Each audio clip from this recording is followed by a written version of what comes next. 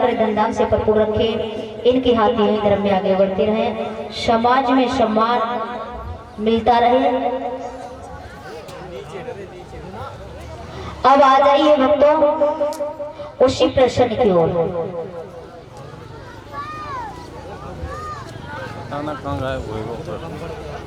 ये क्या है ये?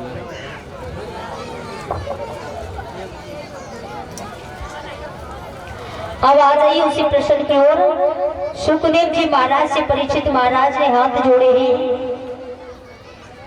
और हाथ जोड़ करके सवाल किया है कि दीनबंधु अब हमारे लिए बताइए, कंस किसका बेटा हुआ था और किस तरह से भगवान कन्हैया का जन्म हुआ था। तो सुखदेव जी महाराज कहने लगे, राजा याति के 56 पीढ़ी बाद राजा आहू का जन्म हुआ था और राजा आहू का जब जन्म हुआ है,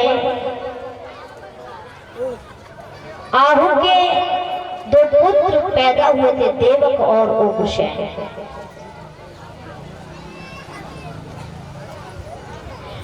उग्रसेन की पत्नी का नाम था पवर रेखा। पवर रेखा बहुत बड़ी पतिव्रता थी, पति की सेवा में लगी रहते थे। सभी माता बहनी भाई बंधु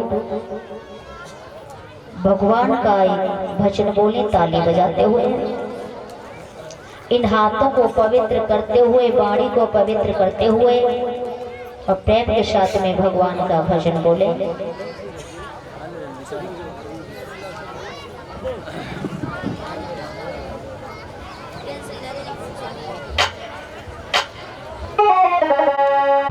ताली बजाते हुए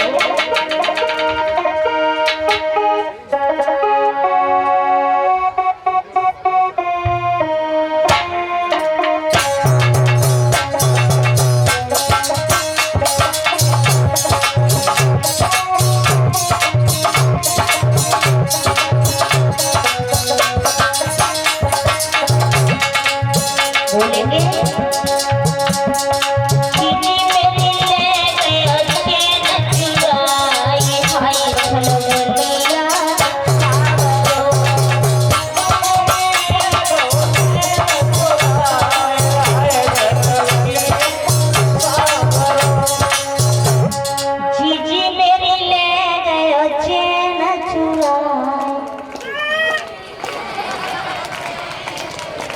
पीछे वाले हो क्या बात है। तुम्हारे गांव में कबू कथा वही ना,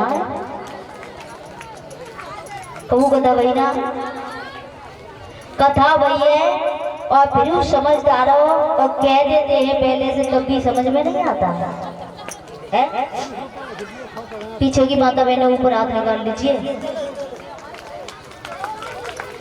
जब तक आप सब ताली ना बजाओगे तब तक हम भी बोलने वाले नहीं हैं। अब भी सूखा पड़ रही है, रुक जाइए तुम्हारी दम देख ले भैया लोगों, तुमने तो भाई दम दिखाई दे, देख लो बाबा को, क्या बात है। तुम्हें ना देख दे रहा है, ऐसे नहीं बताया।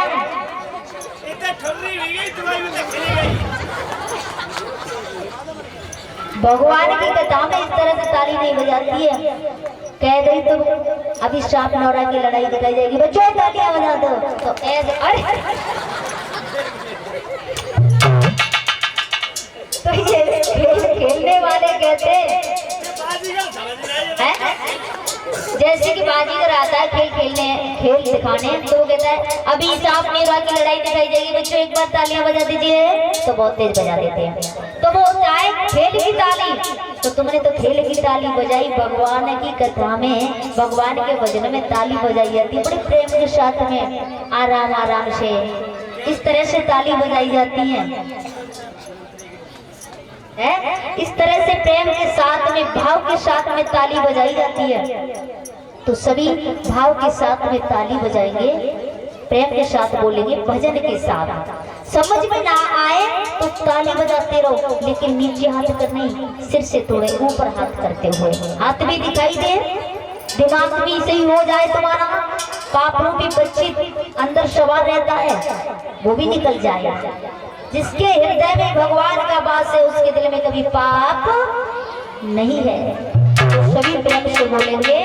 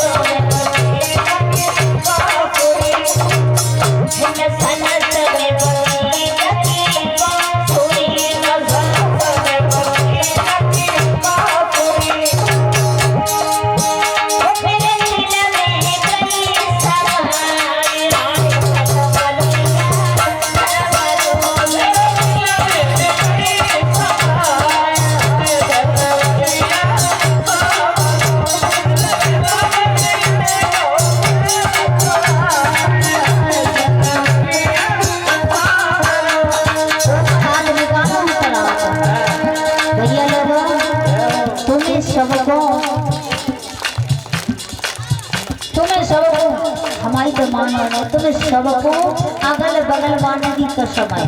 जो तुम्हारे पास बैठे हो उनकी कसम है। एक बार प्रेम के साथ में ऊपर हाथ निकालते हुए सभी जो देखे वो भी कहें कि हाँ अलीगंज के बहुत अच्छे भगवान के वक्त बहुत अच्छे। पीछे वाले तुम्हें सबको तुम्हारे मम्मी पापा की कसम है।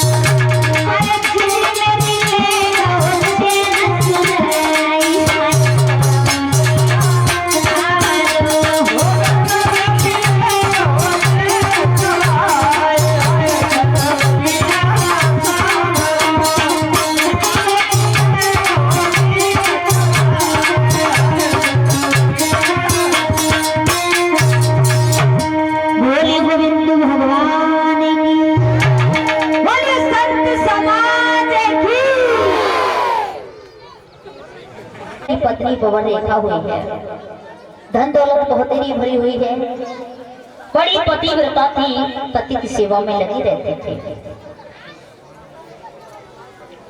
लेकिन घर में रहते रहते काफी दिन हो गए तो बोर होने लगी है। एक दिन जिद ठान गई,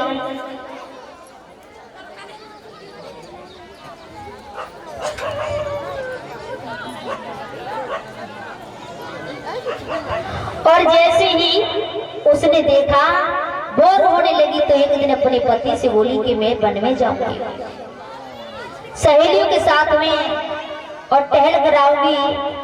वहां गौरा मैया का मंदिर है, दर्शन करके बहुत जल्दी आ जाऊंगी।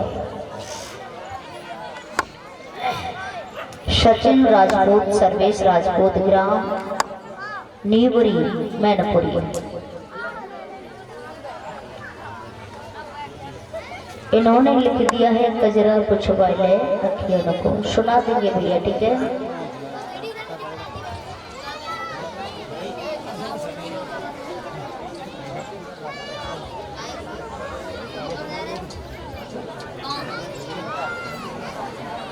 हाँ, जैसे ही पवन रेखा ने कहा है जिद ठानी है तो सहेलियों के साथ में रथ तैयार करा दिया है और सहेलियों के साथ में पवन रेखा चलती है। जैसे ही रथ लेकर के चली है सहेलियों के साथ में पवन रेखा रथ में बैठ करके जाने लगी है, लेकिन हुआ क्या है,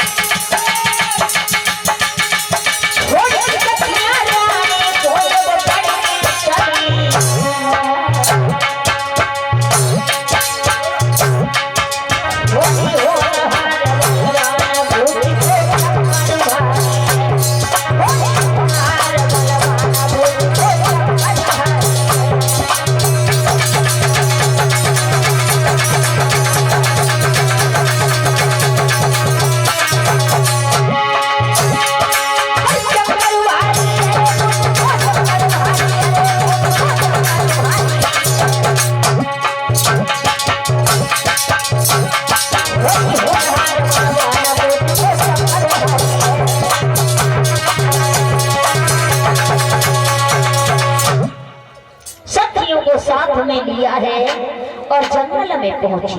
पवन रेखा जैसे भैया जंगल में पहुंची है, सखियों से अलग हो गई। बेला चमेली के पुष्प खिल रहे थे और उन्हें देख करके अलग हो गई है। उसी समय वह देखा, वो जब अलग हो गई सखियां आगे बढ़ गई, पवन रेखा जंगल में अकेली रह गई। और जैसे जंगल में अकेली रह गई है, हुआ क्या है, ऐसा ही नहीं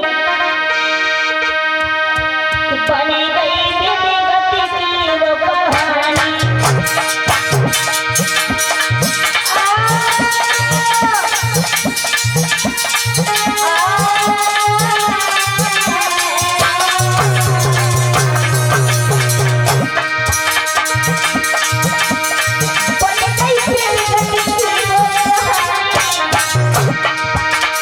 Oh,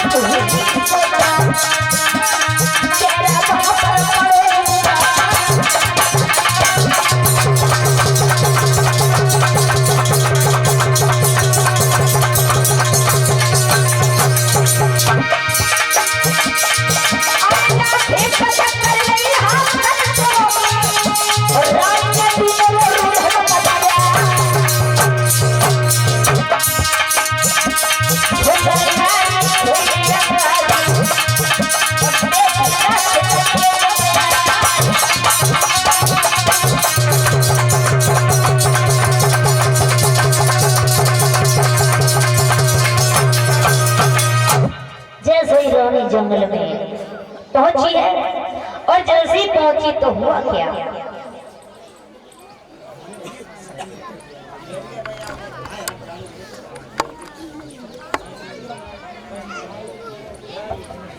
जैसे ही रानी जंगल में पहुंची और बेचारी जैसी जंगल में पहुंची है तो एकदम आंधी आई है। और जब आंधी आई तो आंधी में उसने आंधी को देखा, उसी समय अपने सिर को नीचे कर लिया है और घुटनों में सिर दे करके रोने लगी है। जैसे ही रोने लगी वहां पर राक्षस आ गया। भगवान की कृपा से दुर्बल नाम का राक्षस आया, रानी को देखा, सुंदर यौवन को देख करके विचार बदल गए, ये कहीं मेरी रानी बन जाए तो कितना अच्छा रहेगा। उसके विचार बदल गए, नियति खराब होने लगी और देखने लगा है आंखों ही आंखों, नजर से नजर भिड़ाना चाहा, लेकिन उसका सिर नीचे है। देख करके न जाने क्या क्या विचार आने लगे, क्योंकि कहते हैं कि नैनन की गाशी बुरी और देख कल्ले जो चीर, खान पान बावे नहीं दुर्बलो तू शरीर और राक्षस ने देखा और रानी के पास में आ गया। रानी से कहा, रानी ये अखियां खोलो, ये अखियां खोलो रानी। उसने दुर्मल्लिक राक्षस ने उनको शेर का रूप बना लिया और आ गया। रानी ने आंखें खोली, अब तुम डरो मत, यहाँ तुम्हारा कोई कुछ नहीं बिगाड़ सकता, मैं हूँ ना तुम्हारे साथ में। महाराज तुम यहाँ क्यों चले आए? बोले मुझे अच्छा नहीं लगा, तुम्हें जानती हो तुम्हारे बगैर एक पल नहीं रहना चाहता हूँ, इसलिए मैं यहाँ चला गया। लेकिन भैया वो समझ नहीं सकी उसकी चाल। जब उल्टी सीधी बातें करने लगा, रानी कहने लगी आप तो इतने बड़े विद्वान हैं, समझदार हैं, और आप मेरे साथ ऐसा करोगे, बस पक्षी देखेंगे क्या कहेंगे। अब तो कहाँ उग्रसेन हो तो माने, राक्षस था नहीं माना, और जब नहीं माना है तो हुआ क्या है। अरे तो होगा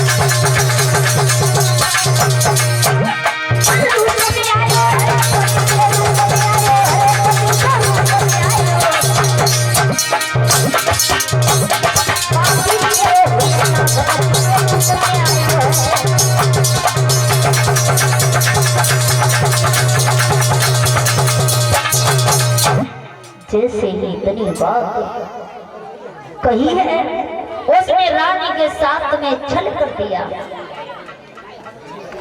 एषां विद्या तपो न दानम ज्ञानम न शीलम करो न द्रवे ते लोके भूमिभार भूता मनुष्य रूपेण भ्रमश्चरन्ति। न ऐसे न विद्या न तप है, न ज्ञान है, न शील है, न गुण है, न धर्म है। ऐसे मनुष्य आज भी पृथ्वी पर एक मृग के समान चलते हैं। इतना करने के बाद रानी पवरिका के साथ उसने छल किया है, और छल करने के बाद वो अपने रूप में आ गया। जैसे अपने रूप में आया, रानी ने देखा, रानी का कलेजा हिल गया। तूने मेरे साथ क्या किया? अरे दोस्त, तुझे पहले पहचान लेती, अपनी शक्ति से तुझे मार देती और मिट्टी में तुझे मिला देती। अरे दोस्त, तूने मेरे साथ तूने क्या किया कमीना?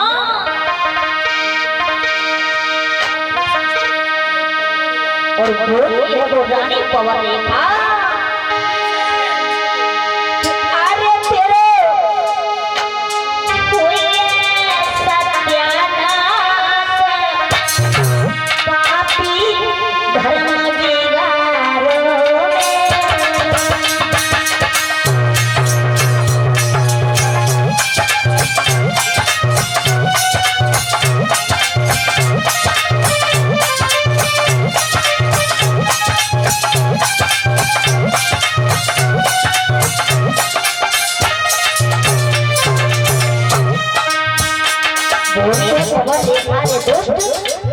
धुले हुए कपड़े में तूने धब्बा लगा दिया, कुल में मेरे दाग लगा दिया। कमीना, नालायक, तुझे पहले पहचान लेती तू दूसरी स्त्री के साथ ऐसा करता है। मैं पहले जाने को लेती